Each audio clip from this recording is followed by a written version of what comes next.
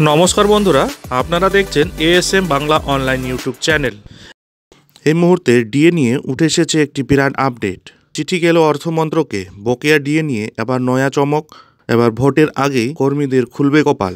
হ্যাঁ বন্ধুরা, সম্পূর্ণ বিষয়টি আলোচনা করব এই ভিডিওর মাধ্যমে, তাই ভিডিওটি স্কিপ না করে শুরু থেকে শেষ পর্যন্ত অবশ্যই দেখুন এবং চ্যানেলে নতুন হলে চ্যানেলটিকে সাবস্ক্রাইব করে বেল আইকনটি বাজিয়ে অল নোটিফিকেশন অন করে দিন।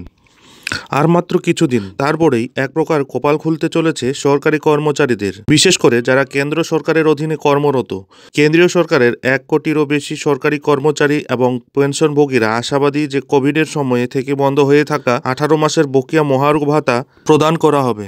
তবে সরকারের পক্ষ থেকে বারবার বলা হয়েছে এ ধরনের কোনো প্রস্তাব বিবেচনাধীন নেই। করোনাকালে কেন্দ্রীয় সরকার কর্মচারীদের উল্লিখিত বেতন বন্ধ করে 34,402.32 কোটি টাকার সাশ্রয় করেছিল বলে জানা যায়।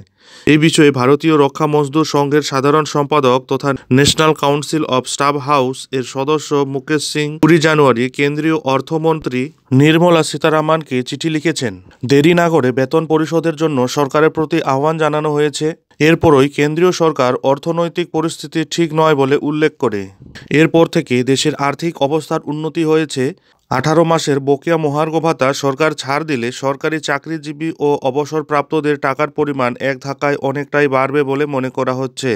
এটি কর্মচারী এবং পেনশনভোগীদের আত্মবিশ্বাস আরও দৃঢ় করবে যে সরকার সরকারি চাকরিতে থাকাকালীন তারা যে কাজ করেছে তার স্বীকৃতি দিয়েছে। ভারতীয় রক্ষা মজদুর সংঘের সাধারণ সম্পাদক মুকেশ সিং তার চিঠিতে লিখেছেন, কেন্দ্রীয় সরকারি কর্মচারী এবং পেনশনভোগীরা 18 মাস ধরে বকেয়া মহার্ঘ ভাতা প্রদান না করা নিয়ে উদ্বিগ্ন। কর্মীরা কোভিড-19 মহামারীর সময়ে তৈরি হওয়া চ্যালেঞ্জের ফলে অর্থনৈতিক বিঘ্নগুলি পুরোপুরি বুঝতে পেরেছেন।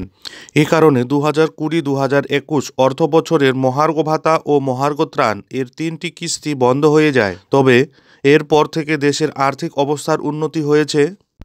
সরকারের মনে রাখতে হবে, করোনাকালের চ্যালেঞ্জিং সময়ে সব সরকারি কর্মচারী ও অবসরপ্রাপ্ত কর্মীরা অবদান রেখেছেন। সকলের অবিচল নিষ্ঠা ও কঠোর পরিশ্রমের কারণে দেশের প্রয়োজনীয় সেবা নিশ্চিত করা সম্ভব হয়েছে। ফলে এই সময়ে সরকারের এখন 18 মাসের বকেয়া ডিএ প্রদান করা উচিত। এদিকে সরকারের এই পদক্ষেপ নিঃসন্দেহে কর্মীদের মনোবল বাড়াবে। ন্যাশনাল জয়েন্ট কাউন্সিল অব অ্যাকশনের বরিষ্ঠ সদস্য এবং অল ইন্ডিয়া ডিফেন্স এমপ্লয়িজ ফেডারেশনের সাধারণ সম্পাদক শ্রীকুমার বলেন যে পুরনো পেনশন পুনরুদ্ধার সহ সরকারি কর্মচারীদের স্বার্থ সম্পর্কিত বিষয়গুলি ক্রমাগত উত্থাপিত হয়েছে। এসবের পাশাপাশি করোনাকালে বন্ধ থাকা 18 মাসের ডিএ পরিশোধের লড়াইও চলছে। 18 মাসের বকেয়া ডিএ মেটানোর জন্য ইতিমধ্যেই ন্যাশনাল কাউন্সিল অব স্টাফ হাউসকে চিঠি দেওয়া হয়েছে মন্ত্রিপরিষদ সচিবকে। অর্থমন্ত্রকের একটি রিপ্রেজেন্টেশনও দেওয়া হয়েছে। সুপ্রিম কোর্টের রায়ের কথাও উল্লেখ করেছে কেন্দ্রীয় সরকার। প্রশ্ন উঠছে, বকেয়া কি পাবেন সকলে?